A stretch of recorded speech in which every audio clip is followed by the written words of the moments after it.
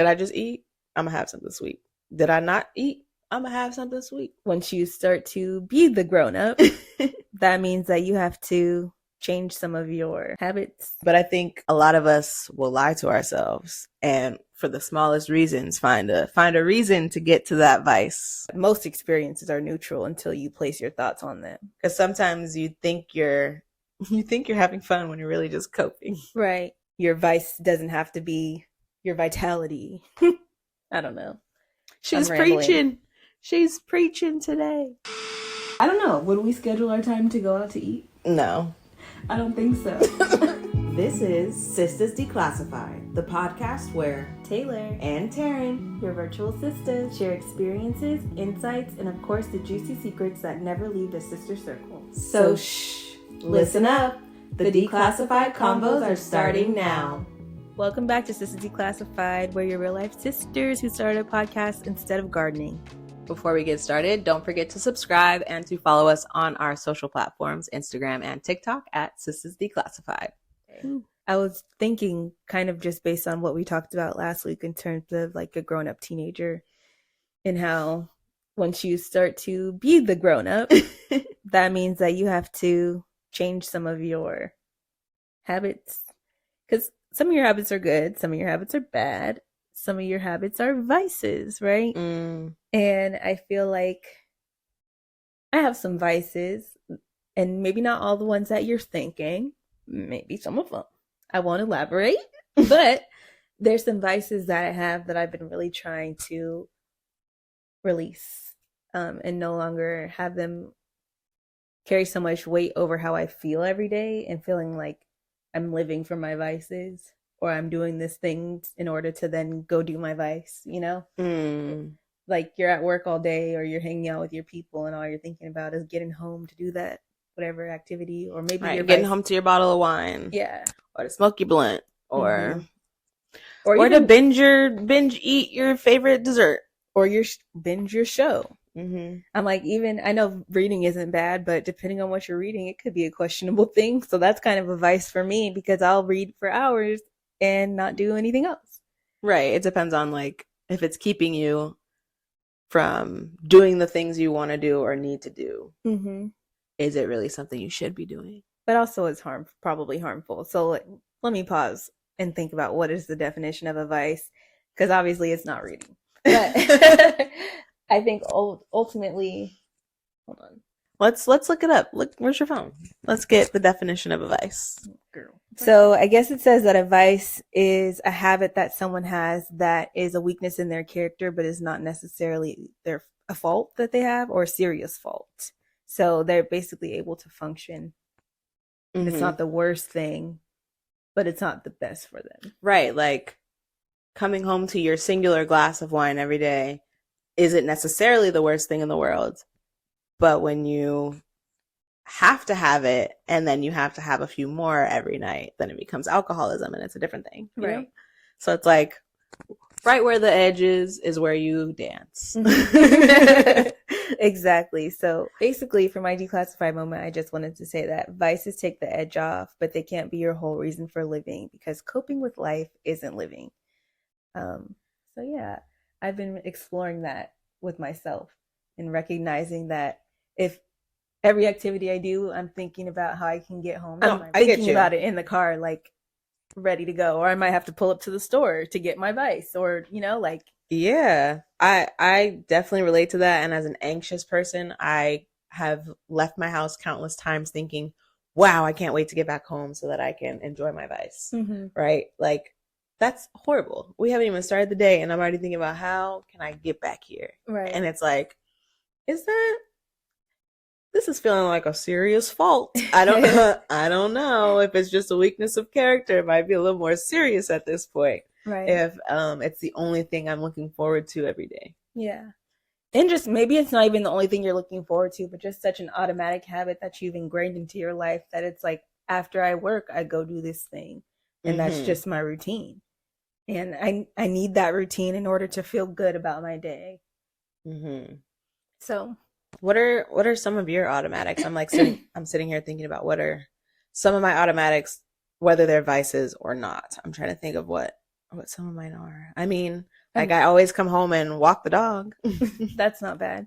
But no, I always, at some point in the day, I'm going to sit and scroll on my phone. That's a vice for at least an hour. I also might Netflix binge at least 3 episodes. That's a vice. I'm having some sweets. I'm going to have something sweet. I'm going to have something sweet. Did I just eat? I'm going to have something sweet. Did I not eat? I'm going to have something sweet. Might I garden? I might. I blame Eve.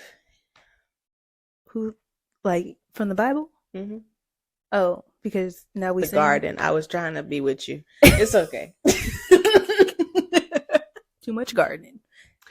Anyways, but yes, me and the sweets and sweets in the gardening. No, yeah. So it definitely can impact you. Mm-hmm. And I think you have to really reassess how you spend your time. And I think I was kind of mentioning that last episode, or maybe we were talking about that offline, but just looking at how much of my day am I spending on my vices? And how much of my day am I using to actually move myself forward? Am I also just being present? Mm-hmm. Because if you're always thinking about how you're getting through that thing to then go do your vice.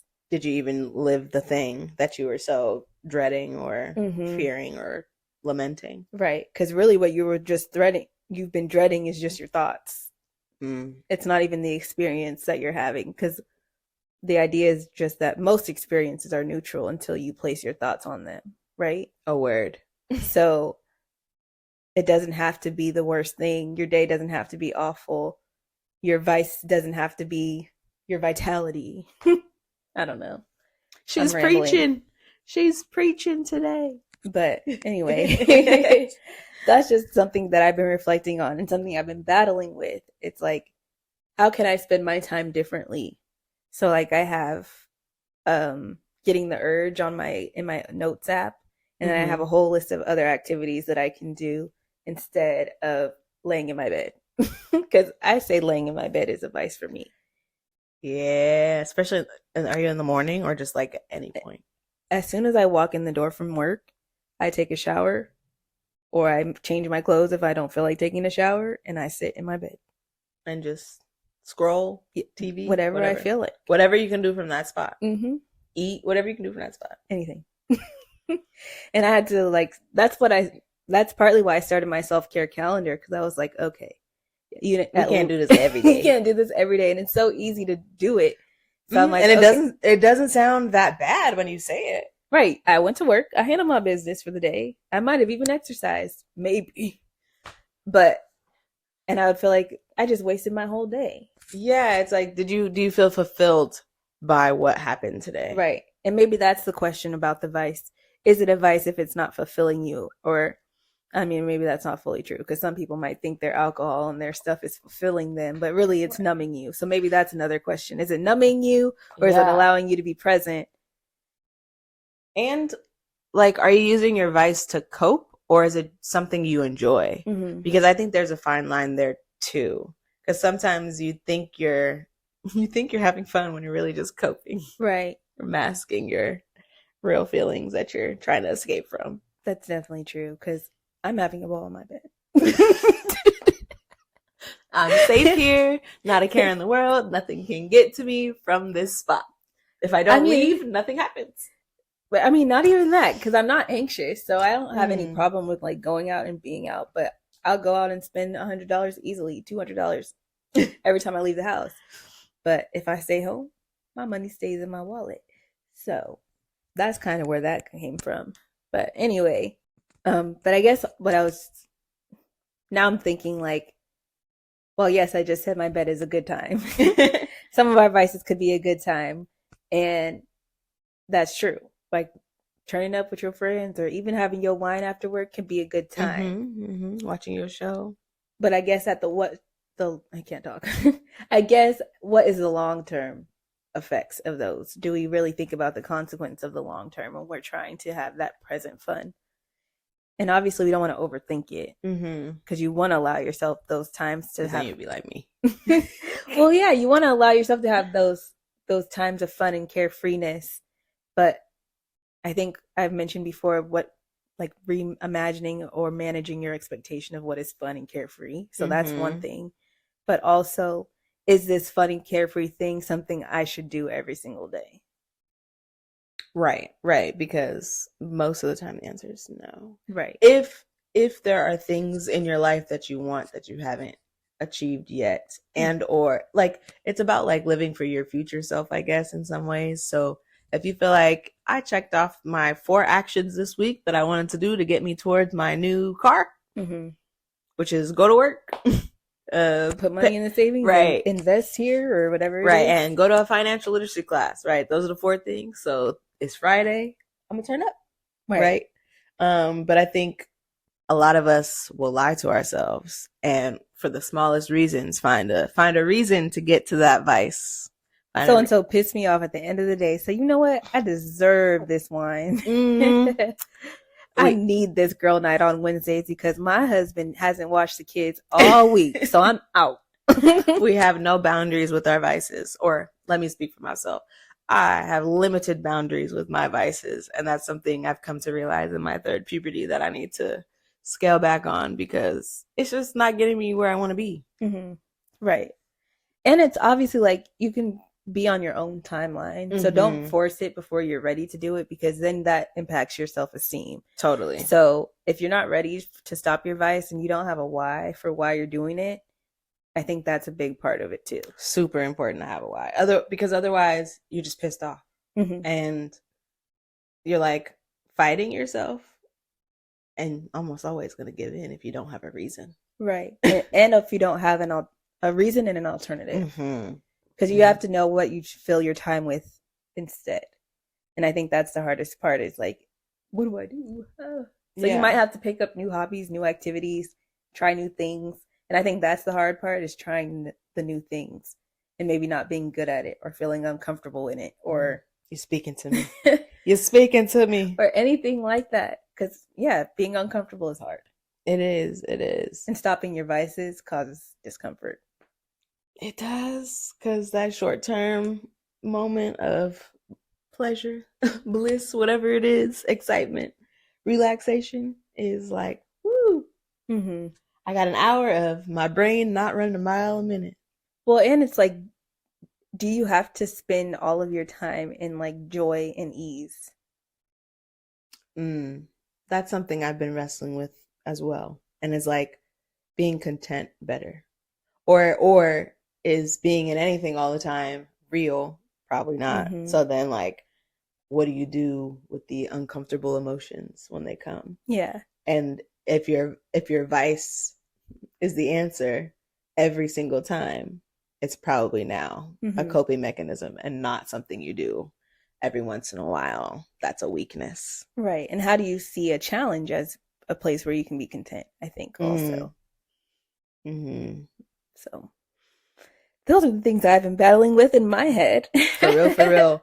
But I think you are also positioned well to tell us a little bit about what the research says in terms of like changing our behaviors. And I think you touched on it a little bit in talking about like having intention behind changing your vice or changing your behavior. But what else should we be thinking about? Yeah, so I kind of mentioned that urges list. I think that one is really good. And being realistic with yourself about stuff that you would actually be willing to do. And don't overplan it. So just have like, okay, I know that there's some things I could do. And then go with the flow of your energy when it's time, when you're having the urge to do something. Because if you overplan it and then you really don't feel like doing whatever that thing is that you planned, then you're going to really revert back to your vice or whatever that case may be. Right. So there shouldn't be a lot of friction between the new habit or the new activity we're trying to do instead of our vice. Right. So like if you say you have a relaxing drink of wine every night and then now you're trying to replace it with going for a run and you hate you hate running. Or maybe you don't hate running, but it's not something you would look forward to. Like maybe that's not the best option for you. Maybe you choose another relaxing activity. Right. Like maybe it's a or a mocktail instead of or a mocktail. Yeah. A mocktail in the bath. Like spice it up. Like it could really be something that still gives you the same feeling, but maybe it's not as bad for you, or it's not, or it's still serving a need. So like you probably still needed to shower that day. So taking a bath is a good replacement and also still knock something out that you needed to do. But also still making a little bit of a plan. So knowing in this time frame, I usually have the urge to have my vice. So that means I need to make sure I have something to do in that time. Yeah. Also, a support buddy can really help. So somebody who knows what you're trying to do and can maybe be with you, talk to you, encourage you. Maybe they're also have a vice that they're trying to stop. So you guys can be accountability buddies for each other. But obviously there's a level of making sure you can manage your codependency. So just because they slipped on their vice, you don't want to slip because, yeah, it's not the best. And I think that could be especially true if your support buddy is also someone you live with, or or somebody you participated in the vice with. Right. And not being on the same page about it can definitely be tempting. Yeah. But I think most of us hopefully are living in places where folks are supporting our goals. So talk to your partners about what your goals are too. Your partners, your friends, your family. Because I know family can even play a role in your vices if it's something that you guys all do. Right. Come on, cousin. It's Friday, one shot. Right. Exactly. And then I think lastly is just the self-awareness piece. So knowing what your triggers are, understanding like, okay, this thing at work pisses me off, or I really hate doing it. And so then I go home and I need to do this thing. So either how can you make this thing at work better, or how can you, I don't know. Let's see. What am I trying to say? Well, I think what you were bringing up for me was like thinking about how I can prepare for things I know that bring me anxiety. Yeah. So like if I know that I get anxious in large crowds, I can think about things that I know also make me feel safe in a large crowd. So is it like, okay, I feel safer in large crowds when I have friends with me. So I might be able to go to a concert if I know I'm going to go with like 5 or 6 people because I feel safer with 5 or 6 people, right? Or if I know I get really anxious before leading a presentation, I might do a meditation or do some breath work to calm my body down. Thank you. Because I know I'm going to get anxious and triggered by all the eyes on me. Exactly. So like thinking about the things that work for you. Exactly. That can bring you back to center. Yeah. So I think those are just the little things that I think would be great to try. And we'll all kind of work together to cope with our vices and our lives. Because life be lifing. Yeah. And I think that kind of gets us to our sister circle question for the day, which is, what's one thing that you reach for when you're trying to cope with life, and how might you switch it up so that it doesn't take you off course? I already know what I'm working on, but I don't think I'm going to share on here. But if you want to know and you know me, ask me. I'll tell you. Yeah. We'll keep you updated, and we want to thank you guys for watching, and we will see you on the next one. Bye.